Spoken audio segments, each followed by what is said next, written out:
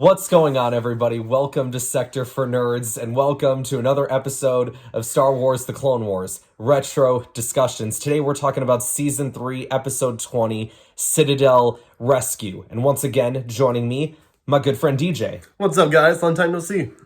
Indeed. It's actually really great that we've had you on here for this entire arc. So we've had you on here to basically the two of us being able to chat our way through this incredible arc of the Clone Wars together. I've enjoyed every moment of this, and this arc is one of the best to talk about. Getting into this episode, intro guy, remind us of what went down in the last couple of episodes. Trapped behind enemy lines, carrying secret information vital to the Republic's war effort, Jedi Master Even Piell and Captain Tarkin were taken prisoner by the Separatists.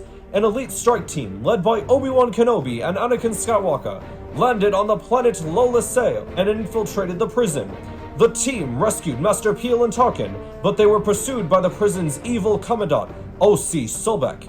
During their escape, their ship was destroyed. Now, we find them on the run, desperate to escape the trap that is the Citadel. Thank you, intro guy. Man, that was a long description there, but very useful information there, so thank you very much. I think that's the first time, now that I'm looking at it too, that we see the name of this planet, Lola Sail. I didn't know that was the name of it. I was just like, his intro guy was reading through that, I picked up on it. I didn't know about that until you just read it, honestly. Yeah. So this episode starts out with Piell having a chat with the Jedi Council, trying to figure out, when are you guys gonna come and get us?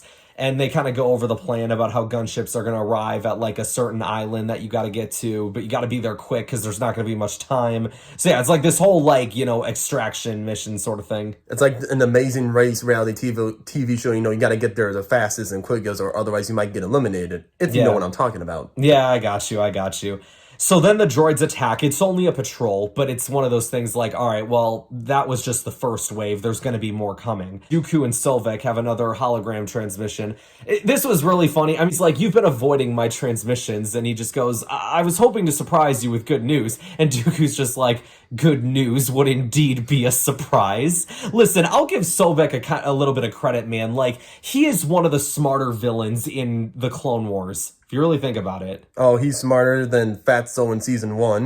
When Aayla Secura made her debut.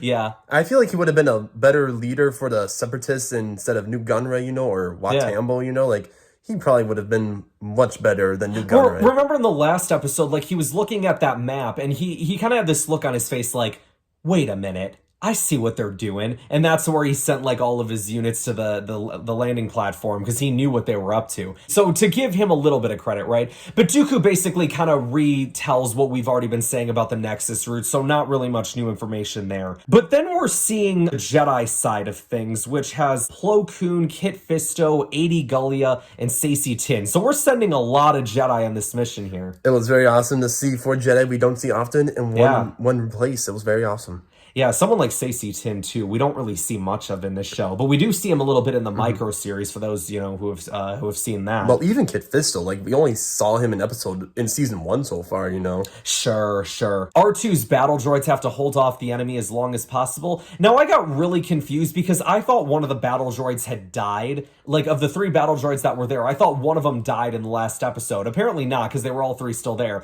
But what does it matter anyway, because they all end up dying very quickly right here. Oh, yeah. Good try, but at the same time, I'm thinking, why the droids first? Because they're going to get killed in a matter of seconds, but, kudos to their effort, They helped the team. Unfortunate for the other 2, that were going down the hill, Yeah, you were putting over before, too. You were amused by the whole, Tarkin piggybacking on Anakin's back. Thought that was very funny. When Tarkin and Anakin are already building chemistry, he's like, yeah, I'm going to be with this guy now. He knows how to protect me. I'm just going to trust him from now on. Yeah, but this was, a really intense moment, too. And, like you said, we got a couple clones that fell to their death. Now that I'm thinking about it, too, I think by the end of this episode, the only clones that survive are Rex, Cody, and Fives, right? If you think of it, yes. I think all the other ones die. Maybe a couple, 1 or 2 officers. Maybe the officers, yeah. Everyone in the clone uniforms, though. Yeah.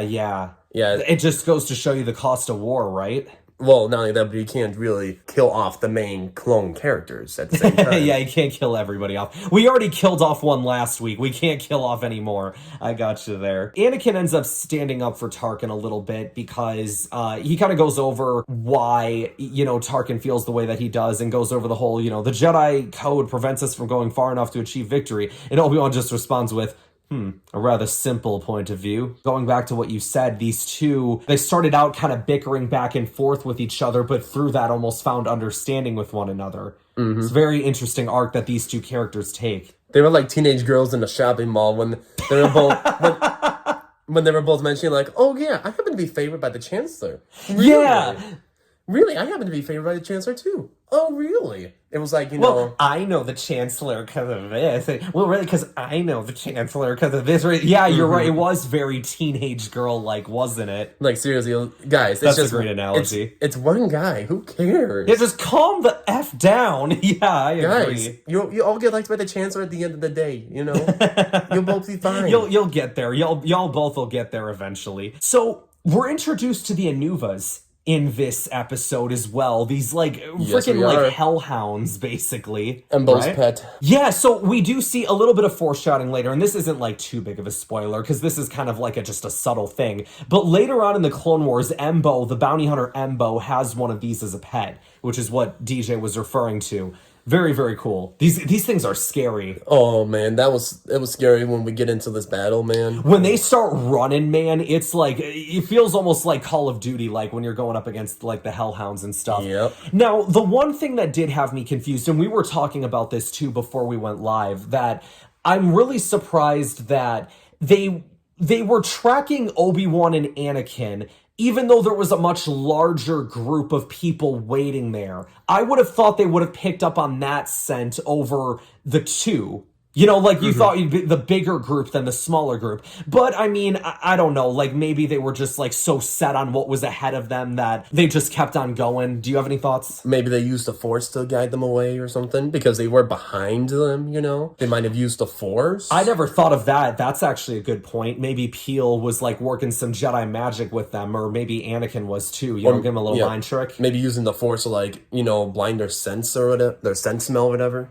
Yeah, maybe you're right. I didn't even necessarily think of it that way, but perhaps you're right. And then, eventually they are able to get him from behind, but not before some crab droids come in, so then Ahsoka and Piell have to stay behind and take care of them.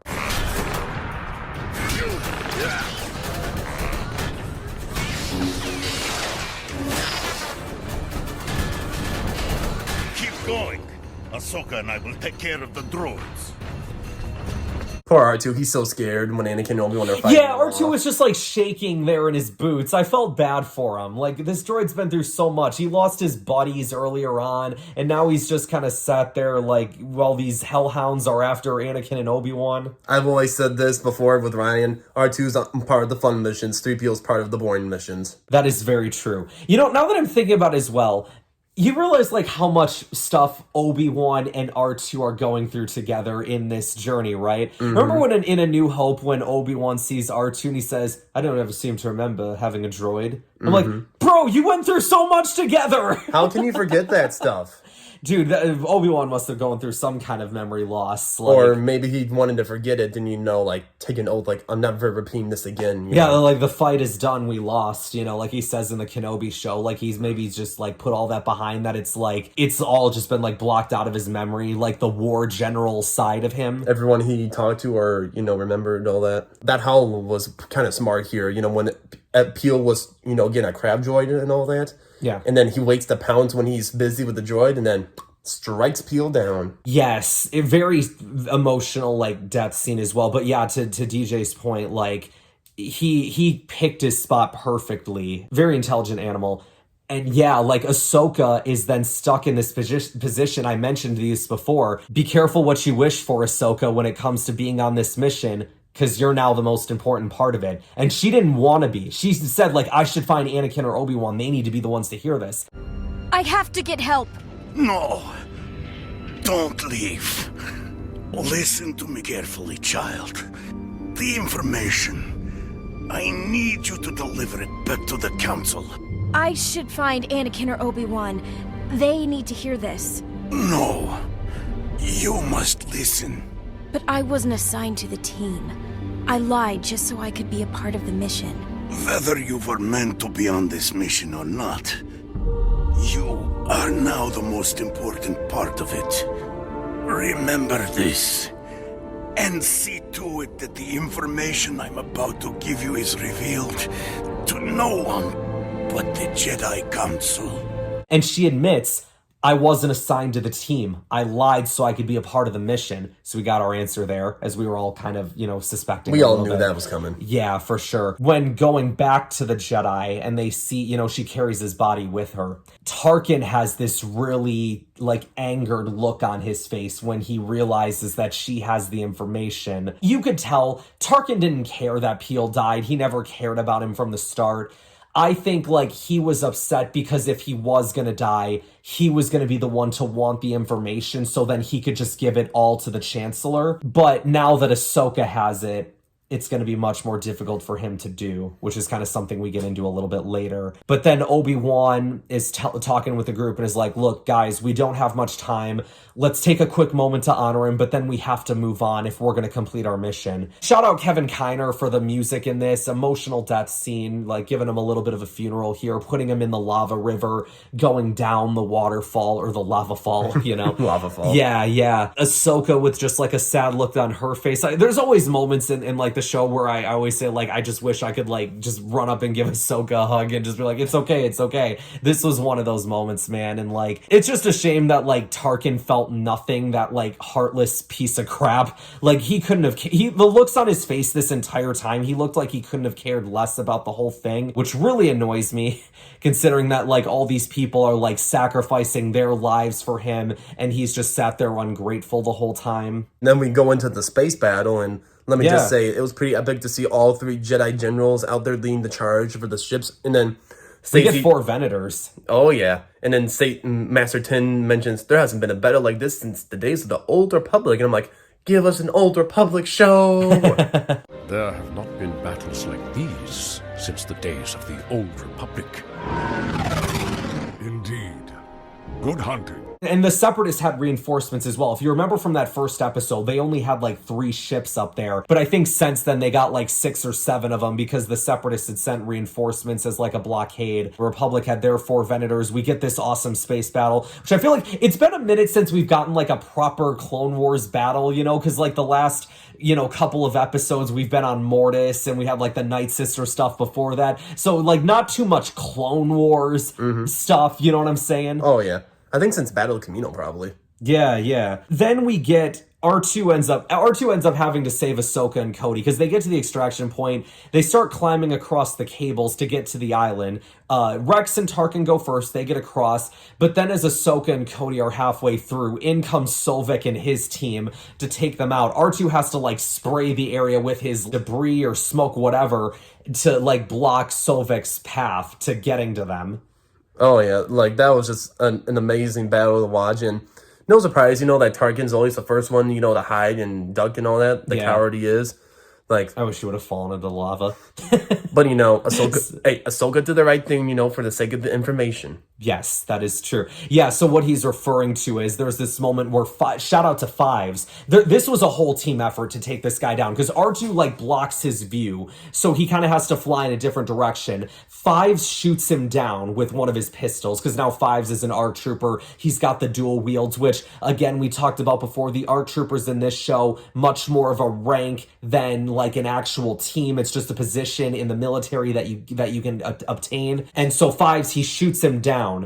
And then Tarkin, again, just could care less about anything, was just going to shoot this guy in the head, misses, Sovik grabs him, and every time I'm just throw him, throw this piece of crap in the lava, do it now, I don't care, screw the information, screw this episode, kill him now, damn you Ahsoka, you're too nice.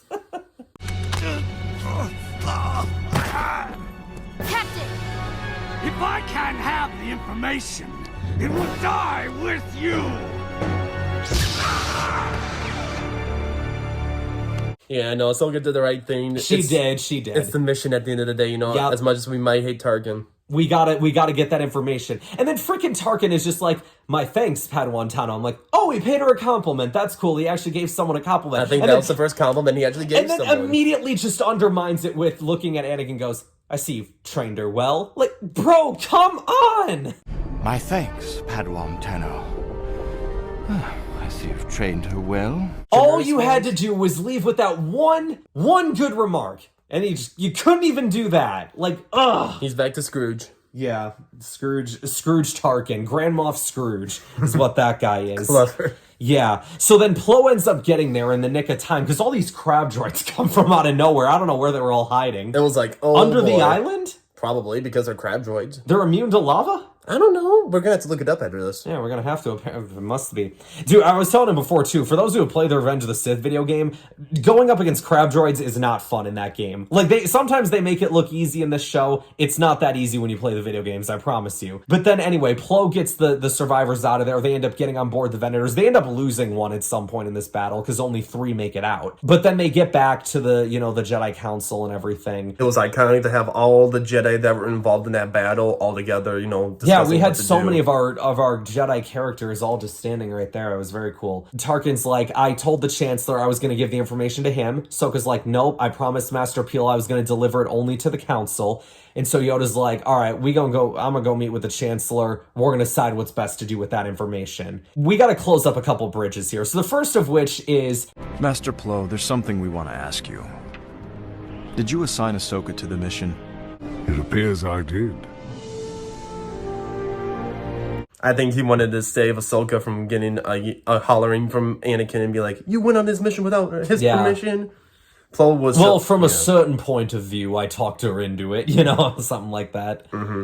Yeah, no, for sure. But we as the audience know that she definitely lied about it. Then I think we get our favorite part of the episode for both you and me. It was so satisfying to watch. A closing moment for Anakin and Tarkin. And Tarkin extends his hand and he goes, job well done, General Skywalker. They shake hands and you hear in the background the dark side theme.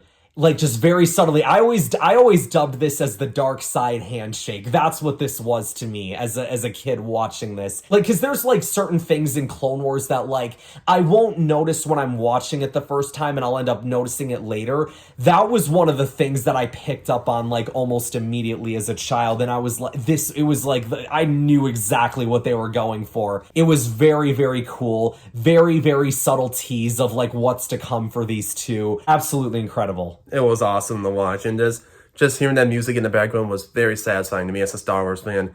A job well done, General Skywalker. And then, Obi-Wan and Anakin are discussing, what to think of Tarkin and, the long-term war and all that. And, like, it was just very unique, man. Very unique. Yeah, and Obi-Wan's sitting there going, like, look, if we sacrifice our code, if we do as Tarkin suggests, we might lose the thing that's most important, and that's our honor.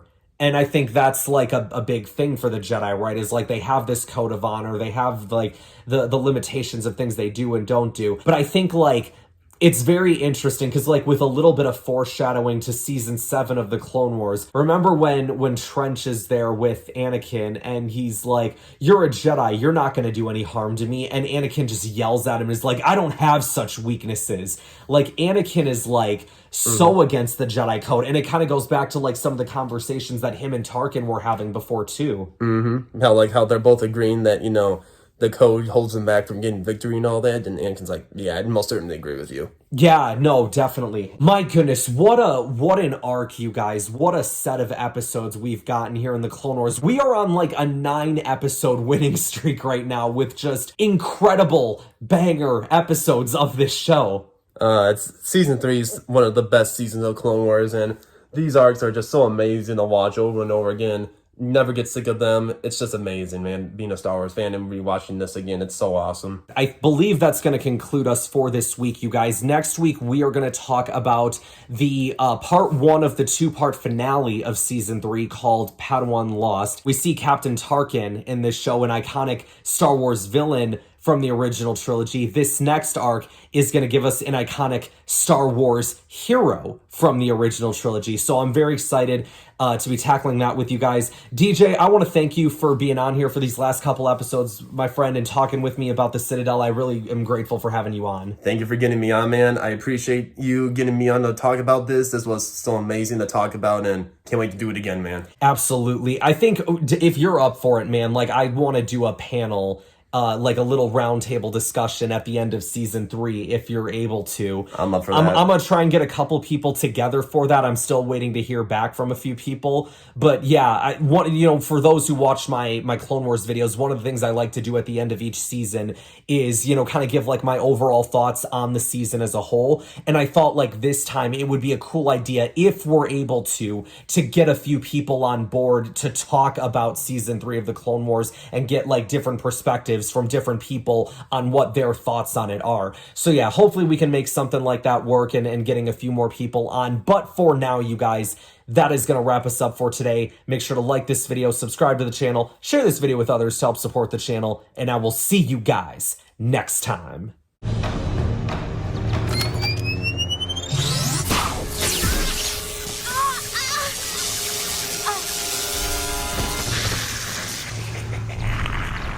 I can't believe my luck. A Jedi youngling, yeah.